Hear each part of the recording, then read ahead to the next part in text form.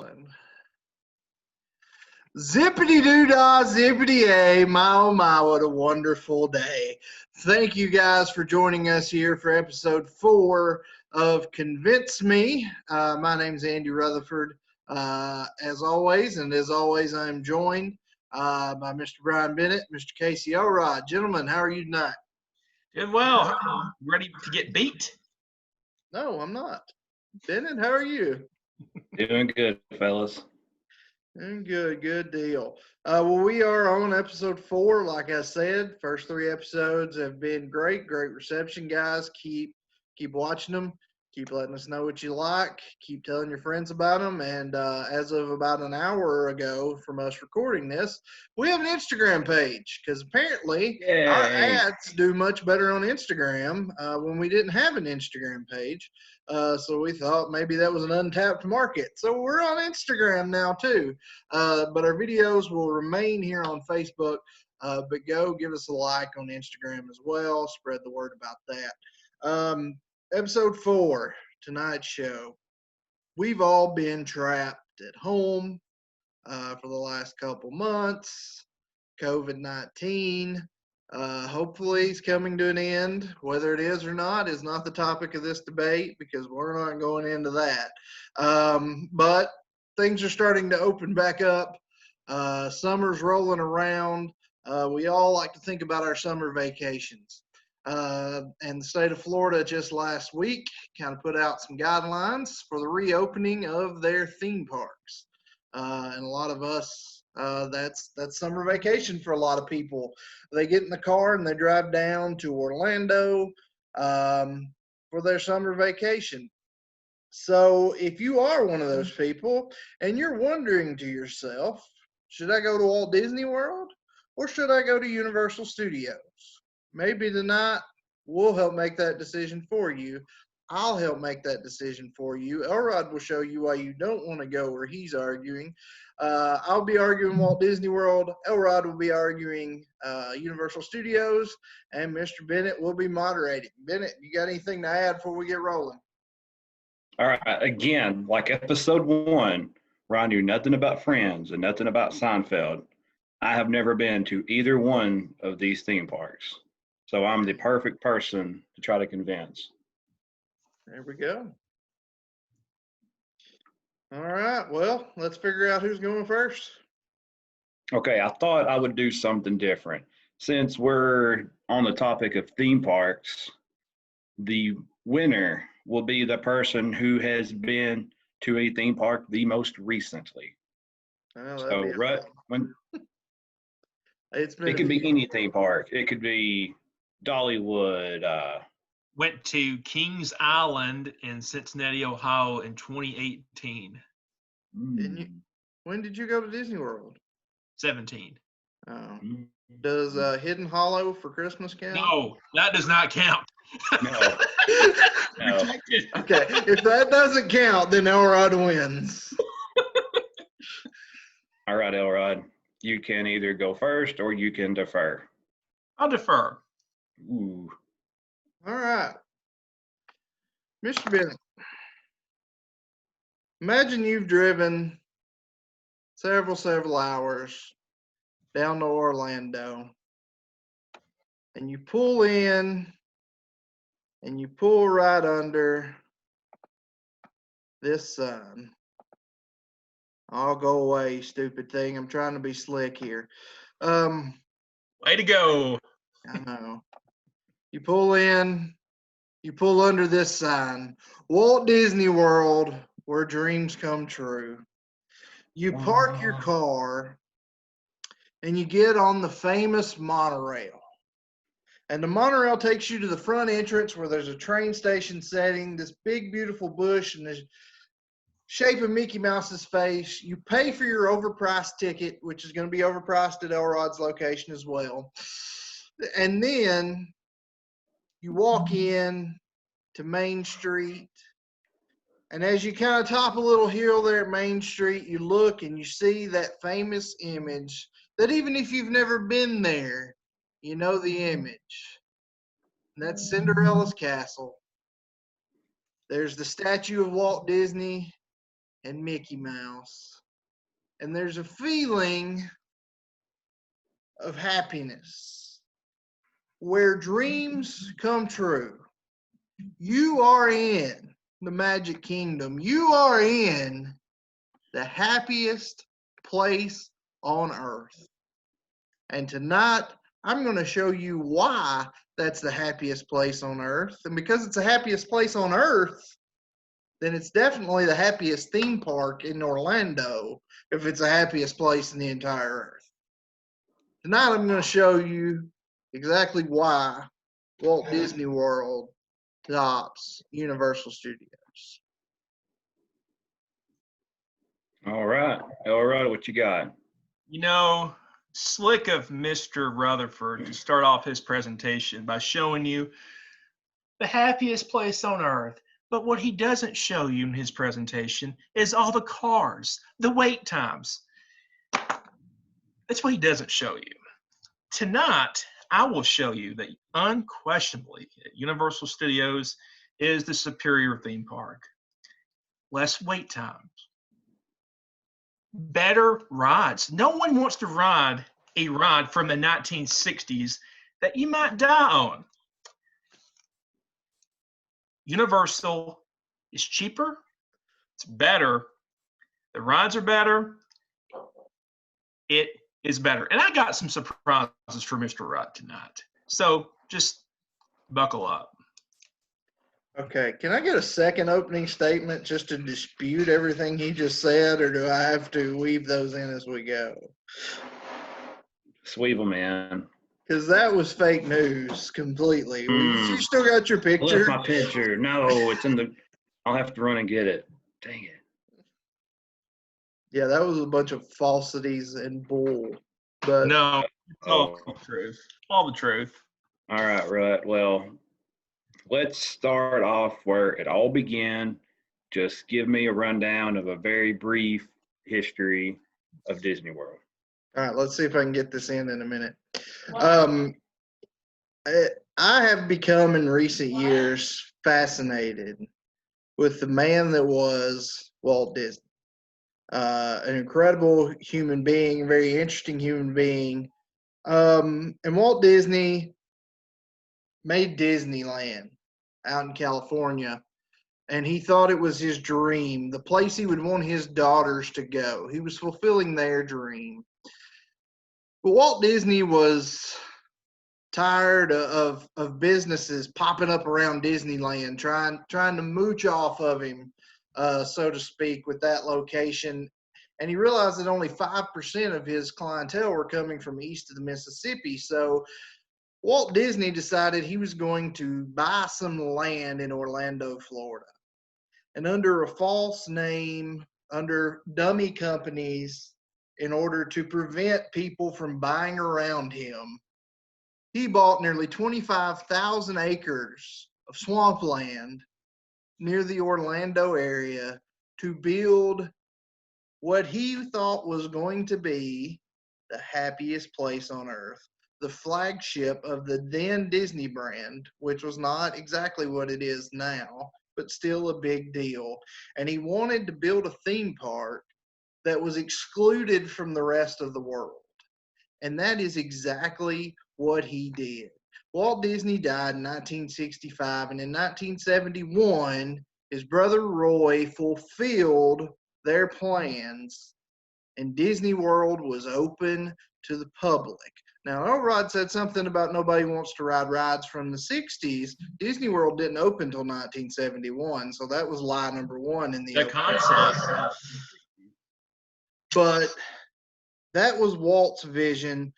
Magic Kingdom was open in 2 hotels. It is now there's 4 parks in that land. Epcot came later. The experimental prototype Community of Tomorrow.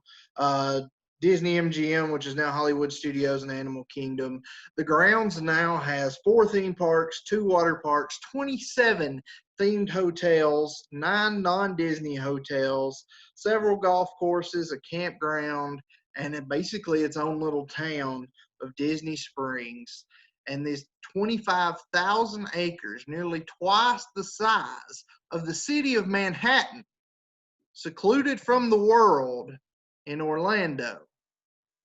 Walt's vision came to life, and it's still living and breathing today, a secluded world that is the happiest place on earth. All right, then. All right, tell me a little bit about Universal Studios. Well, Universal Studios does not have the nostalgia that Walt Disney World has. It came on much later in 1990. It really came as a result of Universal had a bunch of movies, and they wanted to incorporate their movies and their TV franchises into a theme park to compete against Disney World. These places are about 15 miles apart. You can take an Uber ride and be within just a couple minutes. I want to go back to something that Rut said a few minutes ago. Walt Disney did have a vision. He wanted Disney World to be the place where anybody could come, where dreams happen. But what's happened to Disney World, it's really ruined his dream in terms of it's priced a lot of people out that would love to come to Disney World. The average, we'll get into this more, but if you're going to base the history off his vision, then currently it does not fit at all with what he dreamed of Disney World. $10,000 is the cost. If you're going to stay at a resort, if you're going to buy the top line resort, if you're going to the top line ticket, $10,000. That's a car. That's almost a brand new car these days. And that is not what Walt Disney envisioned back in 1971. So I'll concede that Disney does have the history, but the current history is not anywhere close to where Walt Disney wanted to have it back in the early 70s. It's totally strayed away from his vision. All right. Okay, so we have 2 theme parks in Orlando that have been built. Now, obviously, if a theme park, you need to have people to come. In order to have people to come, you need to have a demographic in mind. Elrod, tell me a little bit about what Universal Studios' ideal target audience would be. Well, this is pretty simple. The key difference between Universal and Disney is the age group. The age group for Universal, you're looking at, I would say 12 to 13-year-olds and above and adults. It has something for it has Harry Potter World.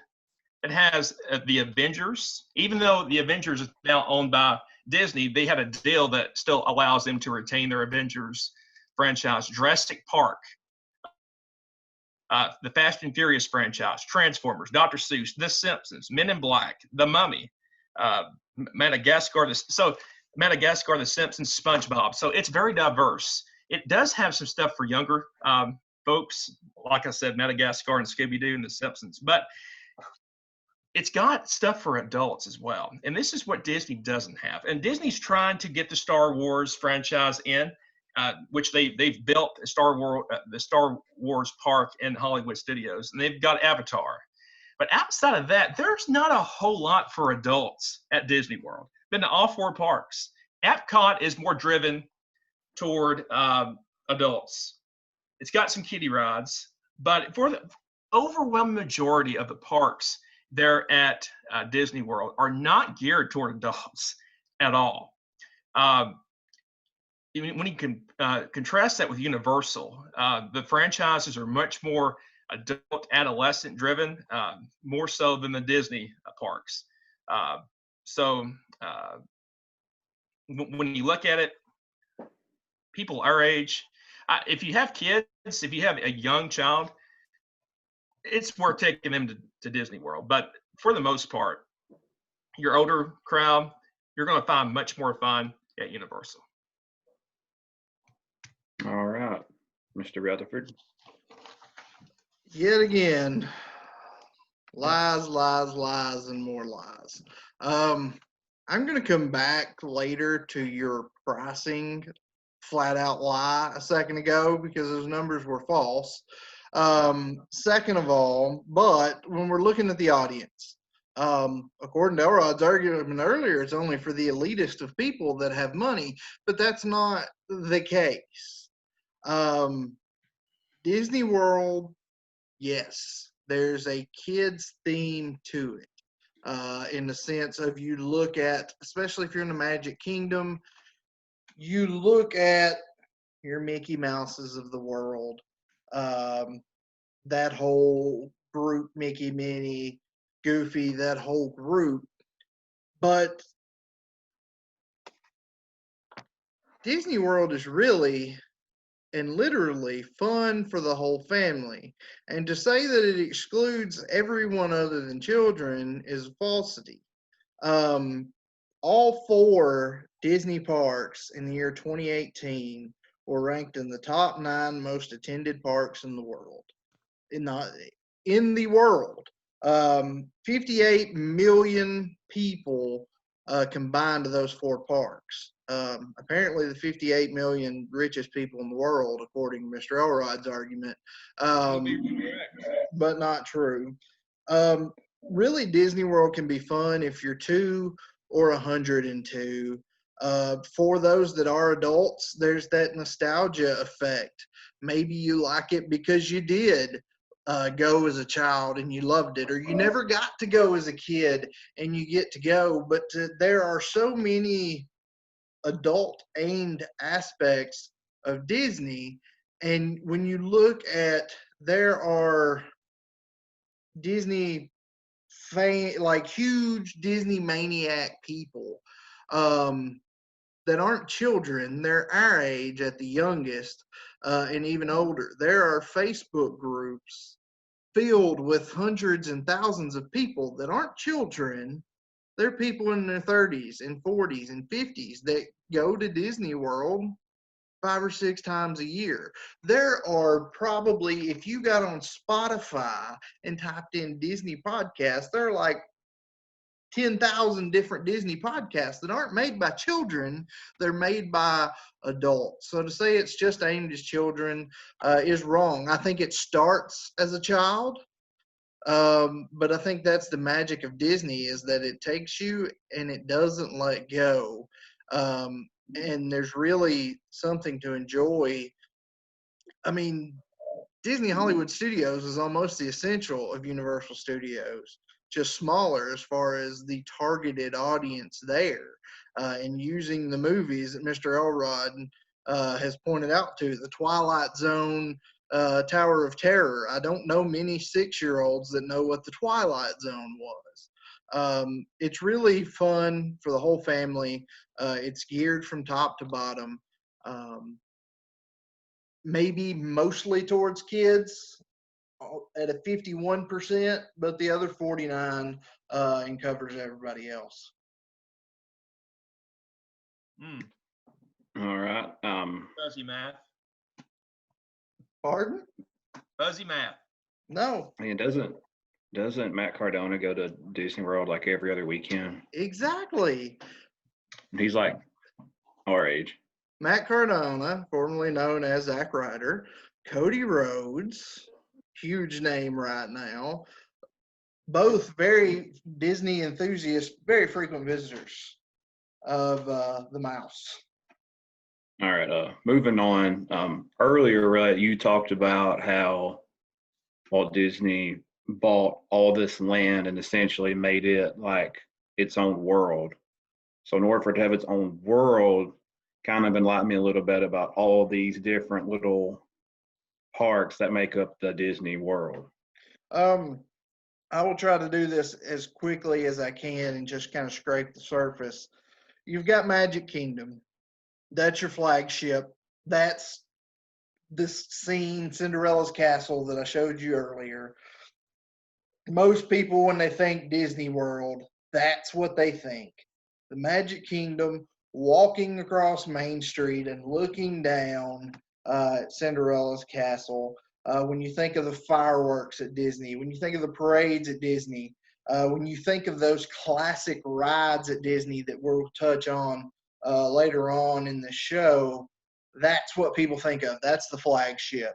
Epcot, which was another Walt Disney vision that that one has not turned out like Walt Disney intended. But the experimental prototype City of Tomorrow, that was his vision of literally a community that lived separately from the rest of the world and was self-sustainable on its own. Of course, after he died, they kept the name and then just made it another park that has absolutely nothing to do with what he invented. But that's less of your rides, more of your festivals.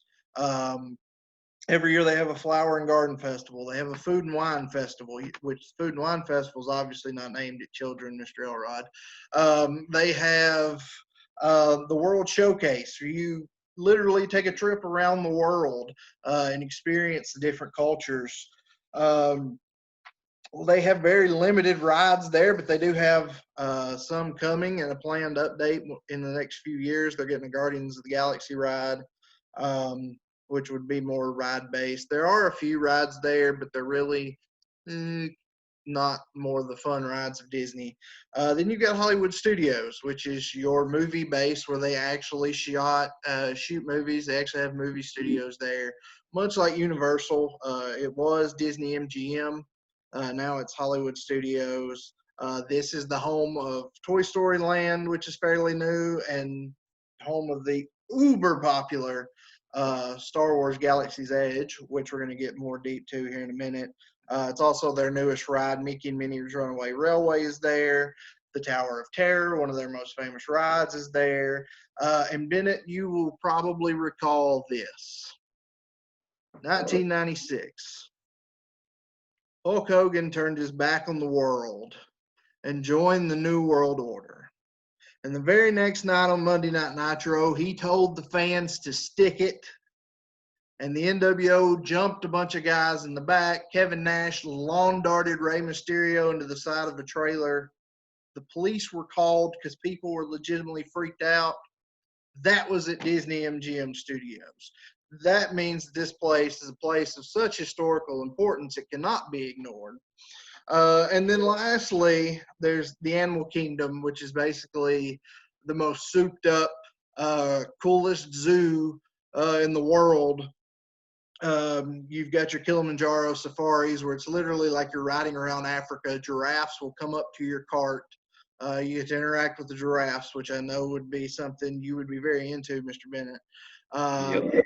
They have the famous Tree of Life there, the world famous, just this monstrosity here.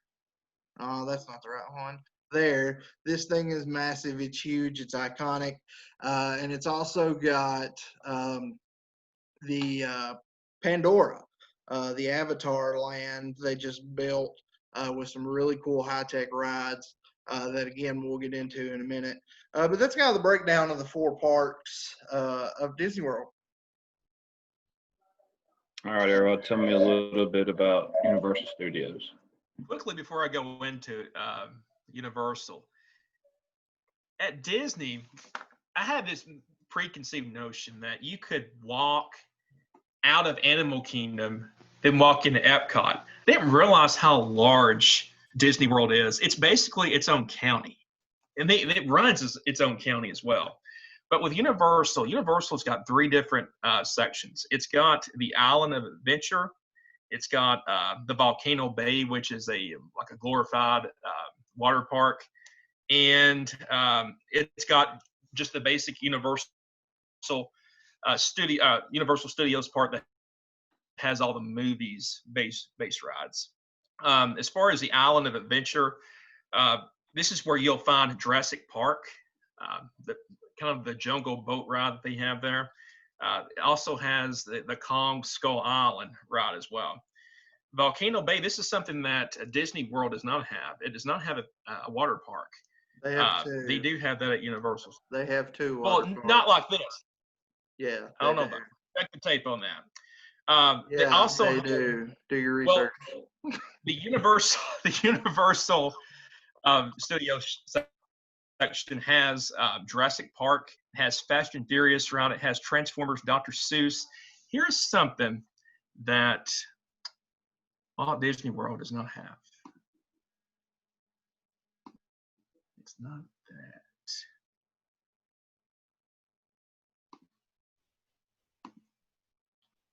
It does not have, ladies and gentlemen, the Hogwarts Express. Does not have Hogsmeade. Does not have Butterbeer. Harry Potter World. I'm not a big Harry Potter guy. I'll just be honest. But when I went to Harry Potter World, it's kind of weird. When you walk into Universal Studios, you don't see Harry Potter World. You kind of just, it's kind of hidden. It's how it is in the movie. You walk inside, you see the train that takes you over to the castle. You get the butterbeer. You can even get a wand that you can use, and it does different things around the park, like it's real magic. It's really cool. Let's see here. Stop sharing. Bear with me. I'm learning this new technology. There we go. So if you look at this, like the square area, Disney World is the size of a county. Universal Studios has 840 acres. It's not nearly as voluminous as a Disney World, but what it does have, it's a lot less crowded in terms of getting around, getting into these different parks, and they're all connected. You do have to purchase, if you want to go to all three sections, you've got to purchase a ticket, but you don't have to get into an Uber and go clear across town to go to the other park, which is what you have to do at Disney World. If you want to go to Epcot, you want to go to Magic, you can take the monorail. You can take the monorail, but good luck waiting in line. You'll be in line for 30 minutes waiting on the train to get there. Wow. Universal Studios, you can walk in and out at different parks and not have to take a bus or a train. So that's the gist of it. It's on a much smaller scale, but I'll go into this later on in terms of the wait times and things like that. Even though it's a smaller park, has much more area to walk around on the different sections. So that is Universal Studios. All right, Elrod, minus the water park mistake. I just saw that. Did you just Google it to see that you were wrong? Yes, I did. I was wrong. I was incorrect, and I stand corrected. Okay. I haven't even started correcting you yet. I'm making a list as I go. Sorry, Bennett. Go ahead. Oh, no, you're good. Elrod, you touched a little bit just a minute ago about the Harry Potter experience. Let's say I just get out of the car from driving all the way down to Orlando. I get out of the car. I'm at Universal. What am I going to expect? Like, what kind of atmosphere is it like? Just touch on that a little bit more, because the Harry Potter thing's got me intrigued a little bit. Yeah, so you walk in. Most people purchase tickets in advance. Some people get them at the gate. You'll get the ticket. You go in. If I remember correctly, when you're walking in, you'll see Jimmy Fallon has a studio down there. Sometimes Jimmy Fallon does some of his Tonight shows at Universal Studios. And they've also got a ride that he has. You're racing through New York. That's the first thing that you see. Over to the right, I believe, is a Shrek ride. It's kind of kid-based, but it's a lot of fun. If you continue walking, this is where you start to see your Transformer ride, your Fast and Furious ride. And Harry Potter World's kind of hidden. It's kind of cool. There's a wall. It's kind of like, oh, is this where the bathrooms are? There's nothing that says this is Harry Potter World. You walk in behind, and lo and behold, you're in the streets of London. It's really cool. It has all the shops that you see in the movie. And you go to the train station, and the train station, it's like you're on the train, and it takes you to the castle, to Hogsmeade. It's really cool. They have little shops in Harry Potter World where you can actually go in there and get a wand. I thought I had one around here. That was Kelly's. I can't seem to find it, but you can, the wand chooses you, kind of like it does in the movie. It's really cool. You'll leave Harry Potter World, and this the other section is where you find the Men in Black ride. that they have, and also the Simpsons ride are side by side. So it's like every time you turn a corner, you see a different movie, a different iconic movie that you grew up loving and still love. Harry Potter. The lower side of the park has the Hulk ride, and even though Disney has bought the Avengers, like I said earlier, they struck some kind of deal where they can still have the Hulk ride, they can still have all these other rides that are Avengers based, but they no longer own the copyright material. Um, it's really cool. And then in the very back, my favorite ride at Universal is the Jurassic Park ride.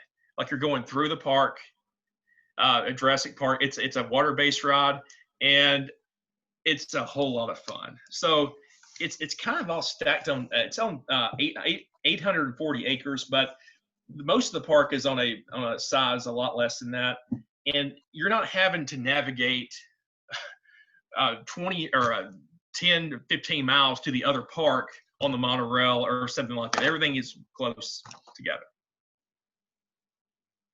All right. Right. What kind of atmosphere is it going to be like if I decide to skip Universal and just head on down to Disney World? Well, Disney World is renowned for what they call their streetmosphere. When you first walk into the park, there's Main Street USA, which looks like the main street of a town. In the 1950s, 1960s, there's all these little shops, little restaurants. And they actually have a technology that they use at Disney World where they actually pump in smells. So when you're walking down Main Street, it smells like you're right outside a cookie bakery. You can smell cookies, you can smell pies. In other parts of the park, you smell flowers. So it's really cool, and you're walking down the street. You see the castle, you're awestruck by the castle, and then you look over and oh, there's Mickey Mouse just standing over there greeting kids. You look down there, there's Goofy. And then all through the parks, there's all these different characters, and it's not just Mickey and Minnie and Goofy. When you get over into Hollywood Studios, you've got Star Wars characters walking around. Kylo Ren's walking around being a douchebag to people. Stormtroopers are walking around being a douchebag to people. You walk over there a little more, and there's Woody from Toy Story just hanging out, greeting kids, taking pictures. They used to sign autographs. I don't know if that's a thing anymore because I don't know if kids. Yeah, they still do. I didn't know if kids knew what an autograph was anymore. It's just you take a selfie with the person. But, so apart from the rides, I mean, kids get to walk around and they have meet and greet set up now if you really want to meet a certain character. But you could round the corner and bump right into Snow White or Cinderella or Buzz Lightyear or anybody. So there's that really cool element to it of no day is going to be the same because you may or may, depends on who you run into randomly. But like I said, there's so many places to stop and eat. Anything you could want to eat is there. There's pheromones. I don't know if that's the right word, something along those lines. I don't know that you'll be feeling a certain kind of way walking through Disney, but you'll walk through there. A lot of people go and don't ride rides. It's just a really cool place to be. It's a really happy place to be. You're secluded from the rest of the world when you're anywhere on the Disney location, and it's just a fantastic, indescribable atmosphere. I've been to both parks, and Universal's pretty cool. I enjoyed Universal Studios, but there's nothing like the atmosphere and the experience at Walt Disney. All right. Let's get down to the meat and potatoes of both of these places. And I want you guys to give me what is the main attraction of these parks. Rut, let's start with you first. For a long time, Disney World in itself, in its entirety, was an attraction. The nostalgia, the atmosphere, the fireworks, the castle in itself was the attraction until last year. And as of last year, every nerd's fantasy. Oh, come on, change. I have to say that wasn't no nerd's fantasy. Every nerd's fantasy came true when Star Wars Galaxy's Edge opened. A completely immersive experience. You go from being in a theme park to being in a Star Wars movie. Like I said, you're going to see the characters walking around. There are the famous bar scene from Star Wars. You can relive there because they have that set up. You can buy a blue or a green milk like they drink in Star Wars. You can, Elrod talked about making wands. You can make your own lightsaber and carry that around. And these rides, let me tell you, I haven't been since they opened Star Wars Land, but I did my research. And my research today consisted of myself and my 5-year-old sitting on the couch watching YouTube videos. Point of view angles of these two rides, the Rise of the Resistance and Smuggler's Run. And I will go more in depth on those in a minute on our next topic, but those are the most amazing experiences. I wouldn't even call them a ride, especially Rise of the Resistance. This part of the Hollywood Studios Park and these experiences, not just rides, is every nerd from 1975 all the way through 2020's dream. I can't wait to go. My brother, who I won't reveal his age, but is significantly older than me, would love to go. My aunt, who's much older than him, will probably watch this and kill me if I even hinted her age. Would be very excited to go. This is the creme de la creme. They took what was already great in Walt Disney World in itself and made it unbeatable. Star Wars Galaxy's Edge, as of now, is the greatest attraction in the world, not just a Disney All right, Elrod, what you got? I hate to do it, but he left a big detail out of his whole love affair with the Star Wars section. Do you know what I'll just ask you, Andy, do you know what the average wait time was for the Rise of the Resistance just before COVID hit? You realize that ride's only been open 3 months. I know that, and I'll get into this. It opened in December, and but everybody in the world is flocking there. So yeah, it has long wait times. What is the wait time?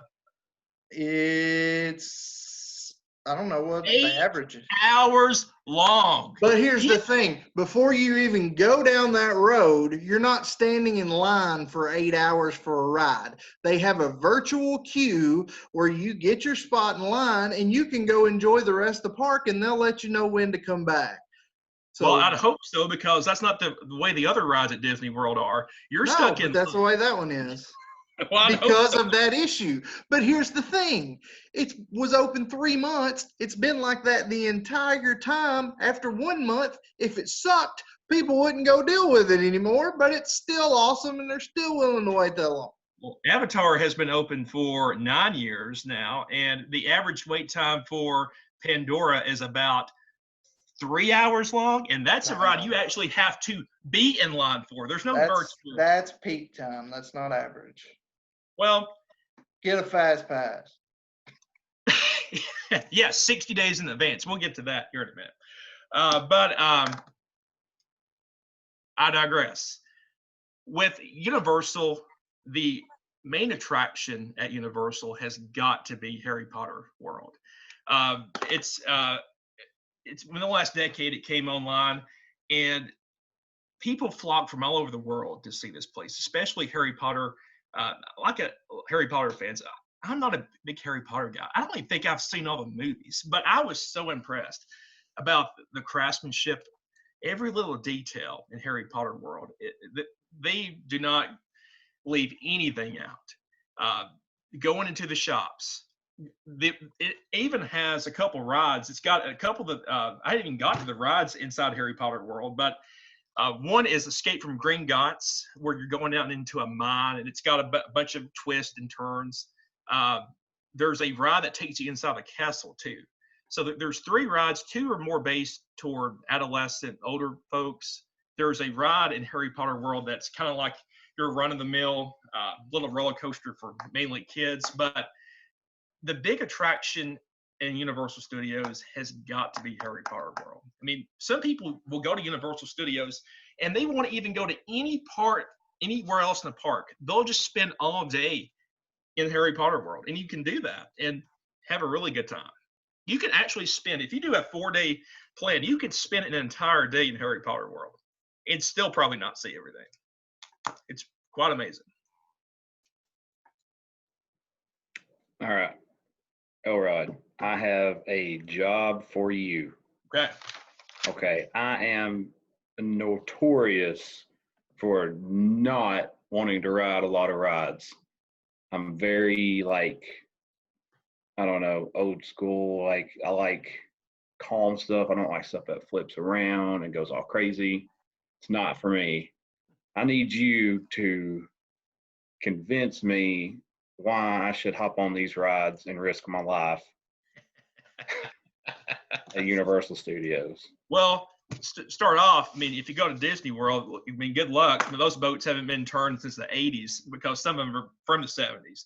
But most of these rides at Universal are newer rides, especially the ones, like I said, in Harry Potter world.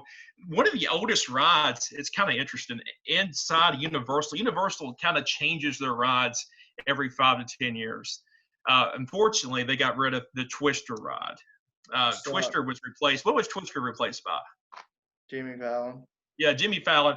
I like the Jimmy Fallon ride. You're going through New York on a motorcycle, but I would have liked to seen the Twister ride for multiple reasons. But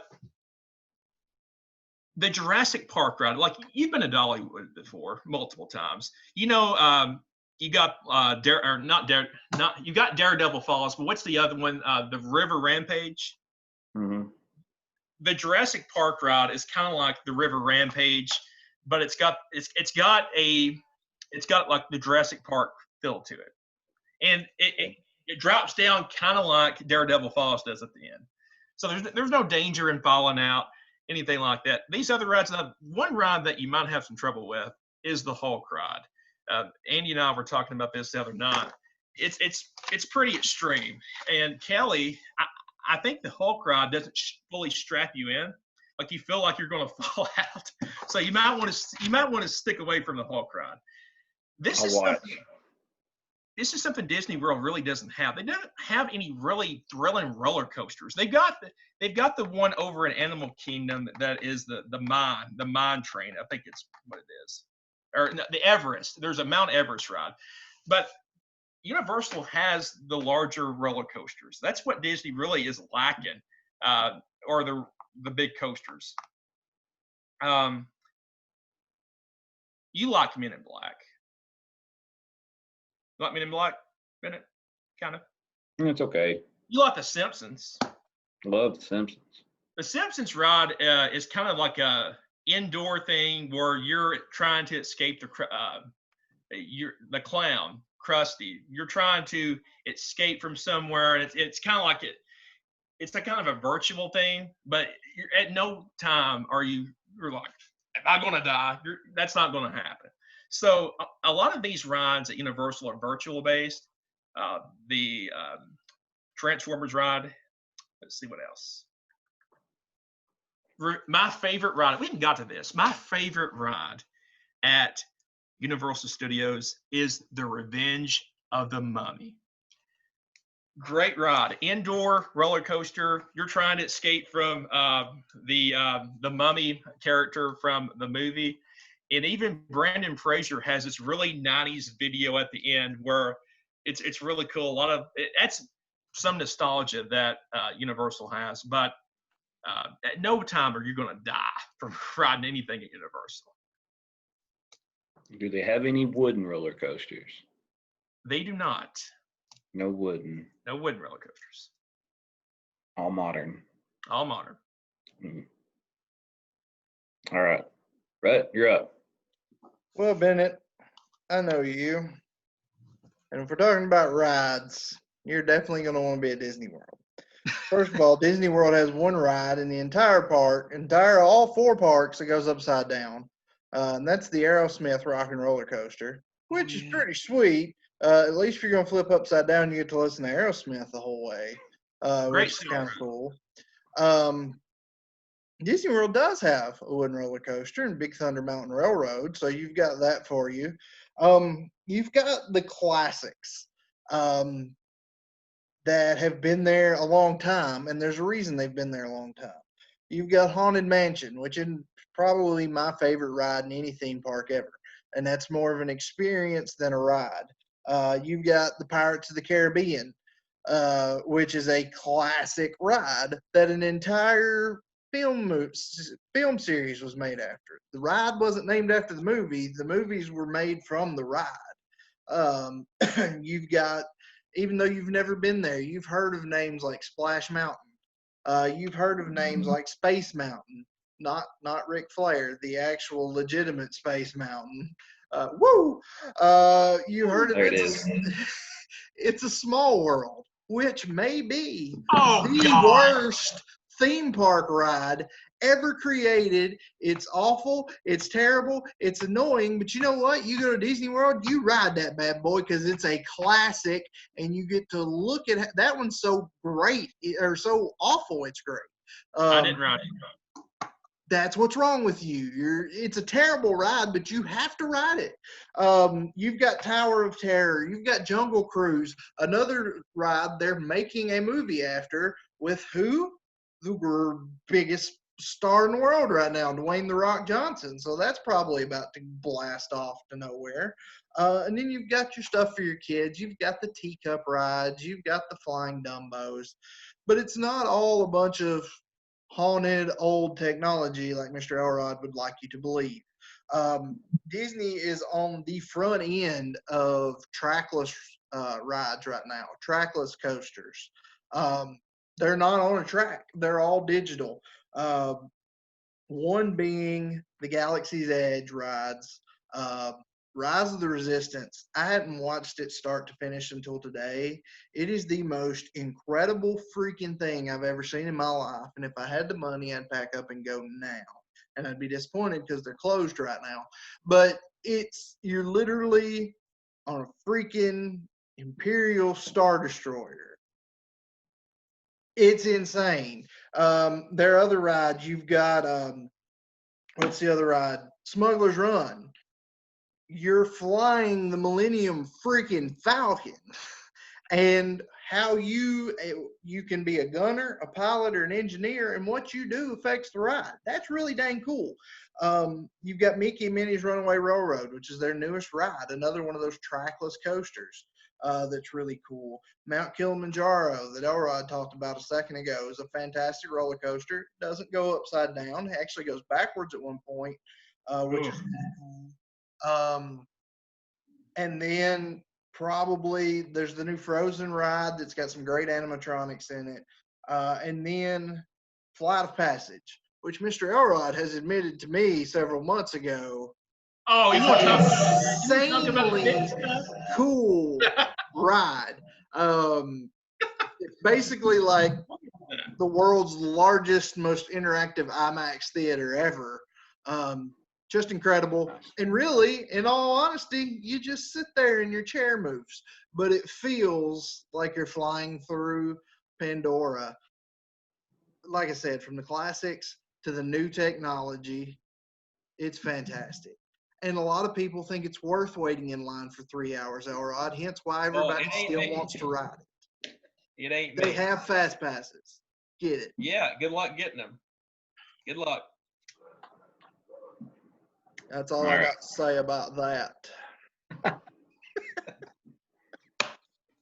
All right. I come up with a little something for both of y'all that y'all aren't ready for, but All right, a lot more. Let's go.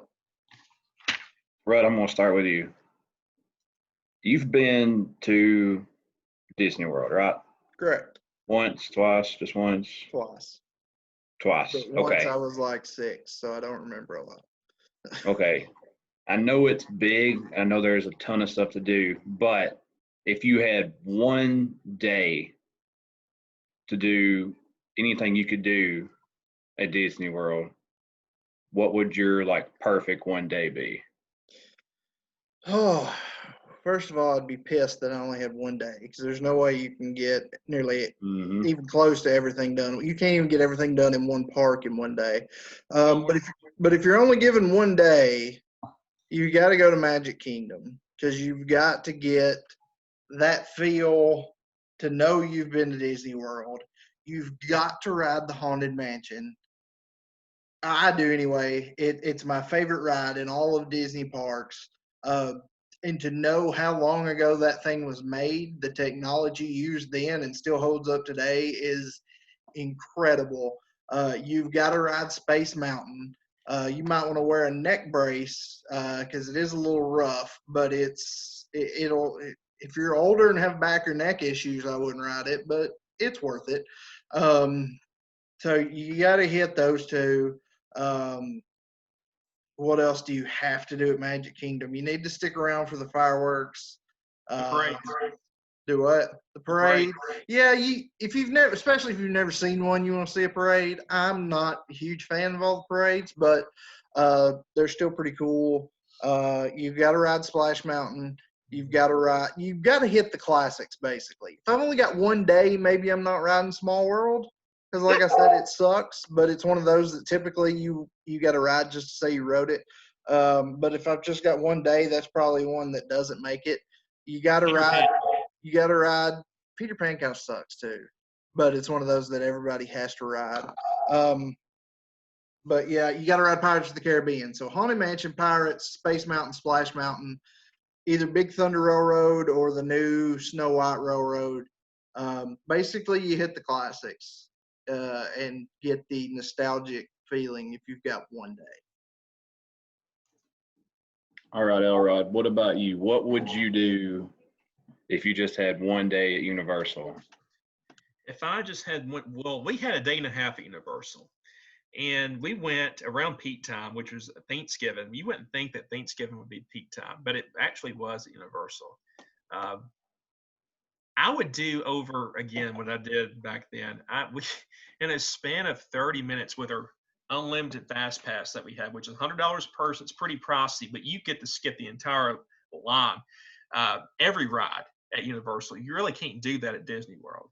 But I would do what I did. We did the Jurassic Park ride 3 times in 20 minutes. Goes by pretty quick. I would do that. I would ride Revenge of the Mummy 2 or 3 times. I would pick out the ones I picked out, and I would just do those over and over again. I'd like to do Harry Potter World again. I'd like to do that. Go back on the Simpsons ride. Everything we did the first time, I'd like to do again. That's how I'd spend another day. Just doing everything I've done again. All right. That's all I've got. Let's just close it out here. I'll let you guys give y'all's closing statements here. Who Elrod won, right? Yes. The opening, and you deferred, right? Mm-hmm. All right. So, Mr. Rutherford, I need you to convince me why Disney World is superior. For the purposes of this argument, my first part of closing is going to say that my opponent is a liar. First of all, something you were wrong about, but in your favor, I'm going to go ahead and get it out of the way. To compare Grizzly River Rampage to the Jurassic Park ride is 3 smacks in the face to the Jurassic Park ride, which is 20 times better than Grizzly River Rampage could ever be. I'm saying it was based on that. It was based on. They're nothing alike. Yeah, they have water. They have water. That's the only thing similar.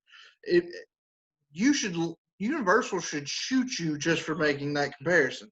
Anyway, okay, that's all the credit, or that's the only thing towards your argument I'm going to give you. But what you lied about, the only way you can get from each park is to take an Uber, which is a lie, because Disney has the monorail, they have the buses, they have boats, and they now have gondolas in the air, all of which are complimentary and free. There are 4 different modes of transportation to take you in between the parks. You can get an Uber if you have zero patience and don't want to wait 5 minutes. So that was a lie. Another lie. You said that there were no water parks. There's 2. That was another lie. Another lie. The biggest lie you've told through this whole argument is this pricing thing. It does not cost $10,000 to go to Disney World. There are 3 different tiers of hotels at Disney World.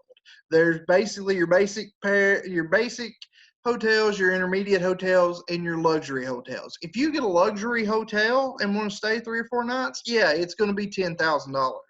A lot of people don't buy the luxury hotels. And anticipating this argument, I did a little experiment earlier.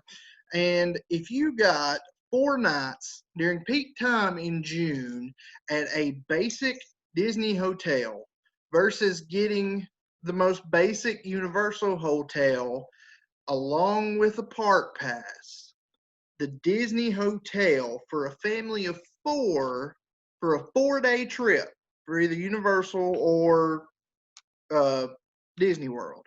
For a 4-day trip, Disney is $519 more expensive for a 4-day trip for a family of 4. Essentially, $130 extra per person for a family of 4, and you're getting 4 parks instead of basically 2 if we're not counting water parks, and we're getting 25,000 acres as opposed to like the 80-something acres that Universal is. So it costs a little bit more, but it's worth it. Okay, now into my actual closing argument. Walt Disney World is iconic. It is a submersive experience. You can go there. You can stay on property. You can go shop at Disney Springs, which is basically their own little town that I've barely discussed. You can go to 4 different parks. You have endless amounts of food to choose from. You can play putt-putt golf. You can play actual golf. In addition to the parks, depending on the hotel, even at the basic hotels, there's food. All kinds of food. You can do all this and stay there. First of all, you'd never have 2 Disney trips the same. Unless you go 20 different times, it's probably impossible to get everything done. More importantly, it's a completely submersive experience. You are literally can be there and never know you're in Florida, never know you're in the United States. You are in Disney World, and that's all that matters. It's called the happiest place on earth. It's where dreams come true. It is the greatest place on earth. Therefore, by default, at least the best theme park in Orlando, Florida. I rest my case. Go ahead, Elrod. I want to discuss Disney for a second and the way they do their fast passes. You know, he's talked a lot about the cool rides at Disney World, Soarin'. I didn't even mention Soarin'. Yeah, Soarin's cool too. These rides are iconic. You cannot really go to Disney World and it not be peak time. For the most part, every day is peak time at Disney World. People come from all around the world every day to Disney World. Yeah, they do. With Disney World's fast passes, you've got to book them. If you're going to stay in a Disney World park, you've got to book them 2 months in advance, and you've got to be on the clock right when it opens. Otherwise, you're not going to reserve that time for that ride that you want to ride once you get to the park. If you stay at a resort that's not Disney, you only have 30 days to book the fast passes. And they're already gone by then because the people that are staying on the resorts are going to be booking the good rides. They're not going to be booking a fast pass for Peter Pan or It's a Small World. They're going to be booking a fast pass for the good rides. And that means you got to go to the park, wait in line for 4 hours sometime for some of these rides. 4 hours. The ride for Sword when I was at Disney World, Thanksgiving 3 years ago, was 4 hours long. You could watch Lord of the Rings, the first one, and still have an hour to kill. It sucked. I did it. It was a good ride. It's 4 hours long. That's nearly half the day in the park waiting on one ride. So you do have to go back multiple times because if you don't, you're never going to get to do anything. You're never going to get to do anything. Now, I digress. Universal, if you pay $100 more a person, you get an unlimited fast pass. You can pretty much knock out everything at Universal over a day and a half if you buy the fast pass. You cannot do that at Disney World. You can't do it. It's impossible. Disney forces you to stay in their resort in order to get the 60-day fast pass. And if you want to eat something good, you've got to book that in advance too. The cafes and shops, you've got to book those 2 months in advance to eat at a decent place in Disney World. You can eat a snack, but if you want to go to some of these places that has a cafe, like a dine-in movie, that's 2 months. I don't know what I'm going to eat tomorrow, much less 2 months from now. That's what you've got to do at Disney World. Everything. It's so stressful. The people, the waiting. You can't move your elbows without bumping into somebody in Disney World. Universal, much more laid out, much more room, a lot less stress. You don't want to go on vacation and have an aneurysm. If you go to Disney World, you're probably going to have a heart attack. That's how I felt. Claustrophobic. If you're claustrophobic, Disney World is not the place for you. You may die. Just saying. The rides may not kill you, but the claustrophobic might kill you. Much more relaxed, better rides overall, not geared toward kids. Look at the iconic characters. Harry Potter, the iconic movies. You'll find them at Universal. You will not find them at Disney World. Star Wars. 8 hours. Worth it. Hey, how much are the fast passes at Disney World? They're included in these. Exactly. They're included. How much were they at Universal? Oh, $100 more a person. Yeah, but you're not paying $300 per more night on a resort. That's what you're doing. They factor it in, but the deck is already set against you. They don't factor it in because the admission prices are the same price. Yeah, but not the resort prices. Look at the basic resorts. Much cheaper to stay at Universal than it is. Not the basic resorts. If you want to stay in the contemporary, the Polynesian, sure. Which is where most people stay. Much more expensive. No, most people stay in the values because if I had to go right now, I'd be staying in the values. Because you go broke. A person would go broke if they went to Disney World with 3 kids and went there for 5 days. They go broke. It's almost buying a brand new car. $10,000 to $15,000. Take 3 kids to Disney World. What do people do? By the way, as far as your crowded issues, we're convincing Bennett which one he wants to go to going forward. COVID-19 will not allow people to be that close, so that's a non-issue. I hope not. All right, I'll shut up and quit yelling at Elrod now. I was entertaining. I was just sitting back here watching YouTube, man. He's a liar, but it's cool. Hey, I just want to get something on record. I told Mr. Bennett this before you came on the air, that you admitted to me. So now you're speaking to the judge before. You liked it better than Walt Disney World. You tell me that. Admit it. No. Admit it. Yeah, I enjoyed Universal, but Universal's not a better park than Walt Disney World. You don't know what's wrong with Universal? They got rid of the freaking Jaws ride, which was the coolest ride they had. The Jaws ride was cooler than Jurassic Park ride. It's gone now. So is it piss cooler on than Universal. Harry Potter World? I don't think so. What? What did you think about Harry Potter World when you went? They were building it when I went. So you've never truly. You're a big Harry Potter fan. You've never. So this is moot. You Well, haven't. why don't you pay for me to go? I will. I've never been to Star Wars either. I'm just looking at them on the outside, and from the outside, Star Wars wins. All right. I got a question about Universal. Okay. All right. Either one of y'all could answer this because y'all know more about it than I do. You guys remember back like in the early to mid 90s, we had shows on Nickelodeon like Guts. We had Legends of the Hidden Temple. Help me out. Double Dare. Slime Time Live. That was later, wasn't it? Yeah, he's too young for Talking us. about the originals. These were filmed at Universal Studios, right? Yep. Mm-hmm. What did they do with those? Did they tear all that down? Is that still something that you can like at least visit, or they have some sort of?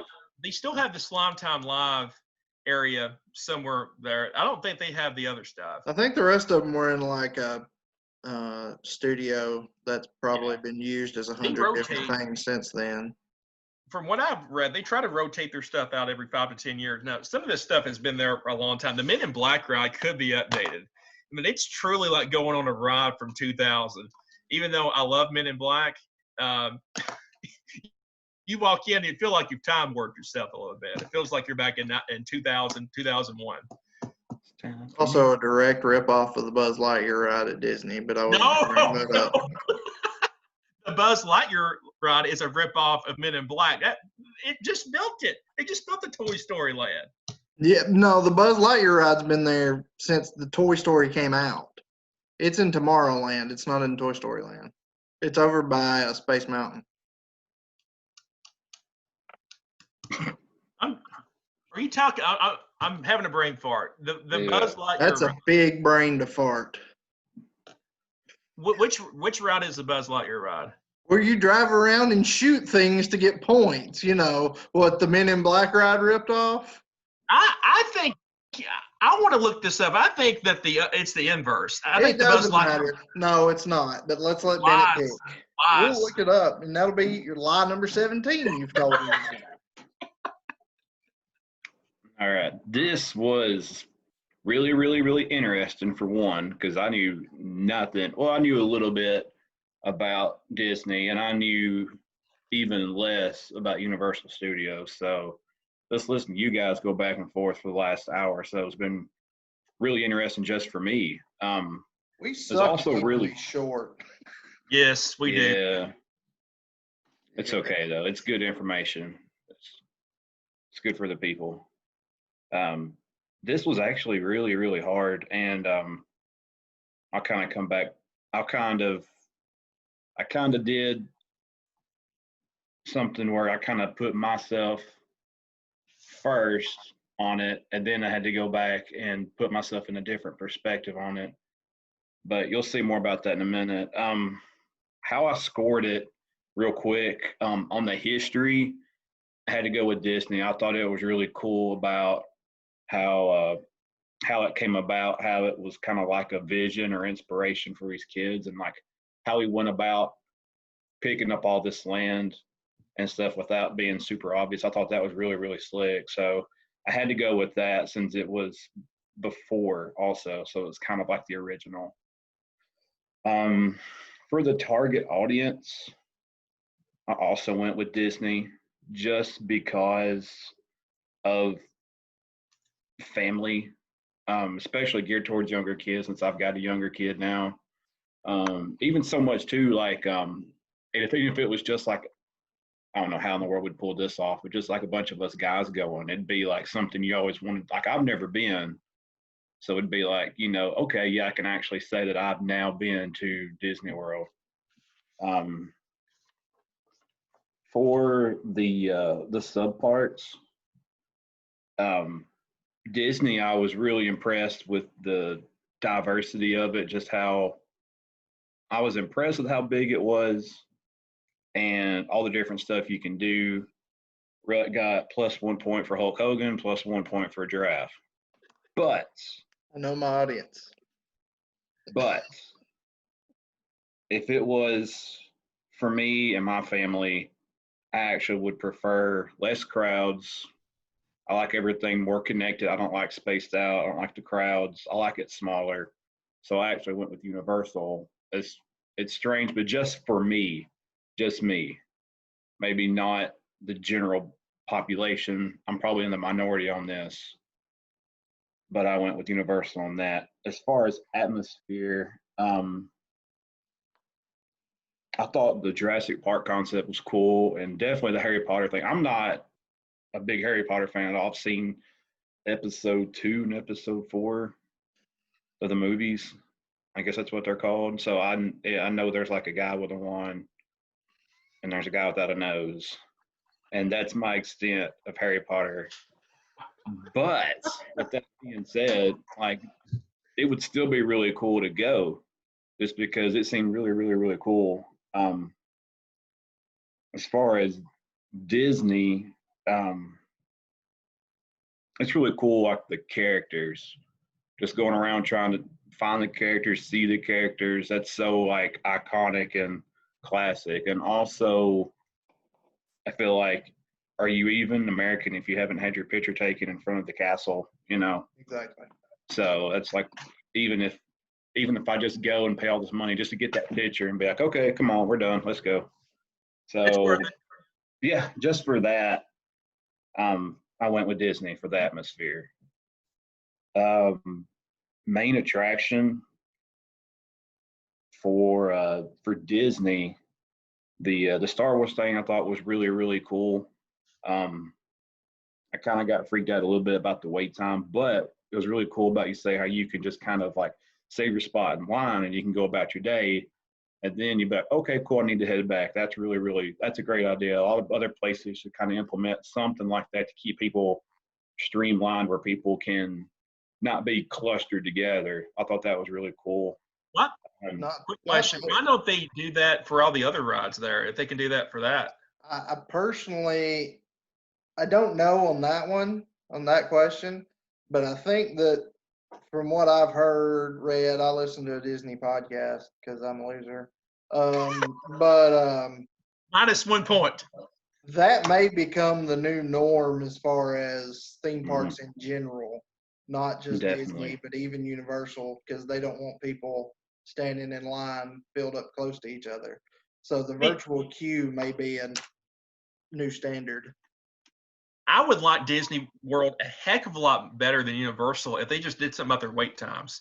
I mean, it's the rides like Space Mountain, Splash Mountain, just waiting in line an hour to 2 hours, and even 3 for Soarin'. It just, ugh, I like it. All right. So also too, Elrod with Universal. Like I said, just what I said before too with the Harry Potter thing. I'm not even a Harry Potter fan. Like I said, I thought that'd be so cool. I'd want to just go down to Florida just to go do that. I thought that'd be really cool. So for the main attraction for either one of these, I gave y'all both a point because I couldn't really pick one over the other. If I had to put myself in that position right now, hop in the car, let's go. I couldn't pick a winner on that. Wish I could do both. That'd be cool. Most people do. If I go to one day. Orlando, I'm doing both, if we're being 100% honest. But for the sake of this argument, do Star Wars. It's true. If I You're go to private Orlando, host. I don't know. If I go to Orlando, I'm probably getting on a boat, heading out on the ocean. Close enough. But we're waiting for this COVID-19 to get over with before I go on any kind of boat again. Ain't no Rona in the ocean. It's true, but everybody on that Those ship, people on the cruise ships if there's no Rona in the yeah, ocean. you got 3,000-4,000 people in this little bitty. Well, not little, they're huge, but you know what I mean. That many people together, it's crazy. I'm pretty sure I got it on that ship because I came back 2 weeks later, and that's the sickest I've ever been. But I don't know. That's for another time. Anywho, so I gave both y'all a point on the main attraction. Like I said. Lastly, the rides. I thought the Jurassic Park would be cool. I do like water rides, and the Simpsons would be cool. I'm bummed out they don't have any wooden roller coasters. That's my thing. That might be like not in, I guess, but like I said, I'm old school. I like that kind of stuff. For Disney, they have all the iconic rides, like you said, even the ones that are like kind of corny or kind of like kiddish. You have to do them because it's part of Americana. You have to. And speaking of kind of like kiddish stuff, I had to put myself in that perspective because it wouldn't be about what I wanted to do. It's going to be about what the little guy wants to do. So for that reason alone, I have to go with Disney for the rides. Best experience in one day. Again, there's just too much going on at Disney not to go with them. I mean, the fireworks, the parade, Magic Kingdom, all that stuff's really, really cool. And I feel like that would be more of a memorable day. Not to put anything against Universal. I think Universal would be really cool. Like just to go, just to have experience that too. But if you had like one shot at one of them, I think you have to go with Disney. So I gave the point to Disney. Yeah, you can do. If you have owned the Fast Pass, you can knock out Universal in a day. If you just ride every ride one time, you can knock it all out in one day. And that would be really, really cool. But it also kind of sucks. If you're staying 4 days at Universal, it kind of sucks because what are you going to do the other 3 days? And this is what I struggled with because, like, with y'all's closing arguments, like, everything that Elrod said was exactly like me. Like, I hate the lines. I like everything to be smaller. Me having a family, that's more economic. I feel like to go there, I wouldn't have to put a second mortgage on the house. I feel like, but this is the part that I had to fight with because had it been 10 years ago, 5 years ago, even 2 years ago, if it's just like me and my wife, I'm like, let's go to Universal. You know, I feel like we would have more fun there. I would have more fun there. But like, you know how life is, it always changes. And I feel like where I'm at now in my life with a son, I feel like if I had to pick one for us as a family, I would have to go with Disney. So when I put everything together and put all of it into perspective, I'm going to go with. Hey, I got to ask you, did you draw one Universal? Was the fix in the whole time? Show me the Universal. Yeah. No, I did that like within the last 5 or 10 minutes. Oh, never mind. No. He's an artist. You've got to remember. Oh yeah, dude. This was like a 30-second little doodle. Hey, time out. Since I lost, I'm going to do this. Hold on just a second. Here we go. Gosh. Here we go. I'm going to take my butterbeer and go home. Okay, y'all can screw off. You ain't taking my butterbeer. It's like I said. Like if it was me in a different part of my life, I would definitely go with Universal. That's what's so hard about it. But where I'm at now in life, I feel like I got to go with Disney. And I got to be honest, if we were having this argument, last time I went I was 21, so 11 years ago. And I enjoyed Universal more than I did Disney. Ooh. But I'm 10 years older now. I have a child now. I have a child on the way. I have learned an extensive amount about the person of who Walt Disney was, and he was a fascinating guy. Some people would say he was a racist, but there's no concrete proof to that. But now if I go and I can afford it, I'm going to hit both.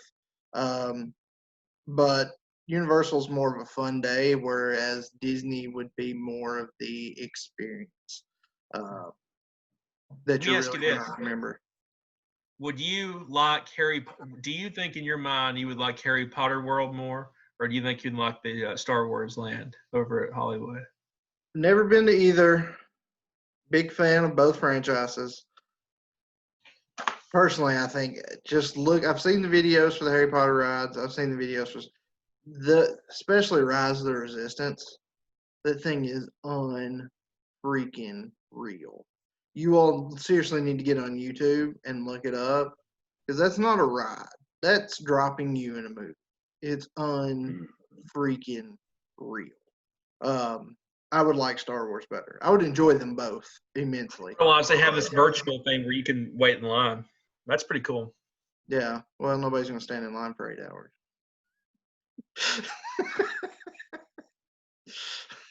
So, but no, both are excellent parks, but Disney's better. Here's a point I left out of my closing arguments I'll throw in now as we're wrapping up. I mentioned the whole night after Hogan turns his back, cops get called to Disney MGM Studios. Craziest thing ever. The NWO really took off. Universal Studios was the home of TNA for like 10 years. So you're going to go WCW, you're going to go TNA. Oh. Obviously, you're going to go that stuff. Oh, you had to go there. So Disney wins. True. And like I said, Universal got rid of the Jaws ride, so they can piss off. Hey, that's a Grady Mouse. You let a Grady Mouse win tonight. I hope you can live with yourself. Grady Mouse. I won. He's been doing it for years. You suck, Elrod. Okay, I'm done. All right, nobody's watching this anymore. We might as well turn it off. So, all right, everybody. Well, thank you for joining us. Yet again, another victory for me over Elrod. Walt Disney is better than Universal, but if you can afford it and you can go, especially after all this crap's been going on in the world in the last 2 or 3 months, go do them both. Decide for yourself. This must be how the New York Mets. Do what? This must be what the New York Mets feel like. No. Yeah. Anyway. So, Bennett, Elrod, any parting words? Yep, I got one thing to say. Rut, you have convinced me. Ooh. Elrod? Not convinced. Not convinced. All right, Elrod's a liar. All right. So, follow us on Facebook. Go follow us on Instagram now. We're cool kids. More importantly, let us know what you think about the show. Let us know what you want to hear us debate next. Thanks for joining us. We'll see you next week. Peace.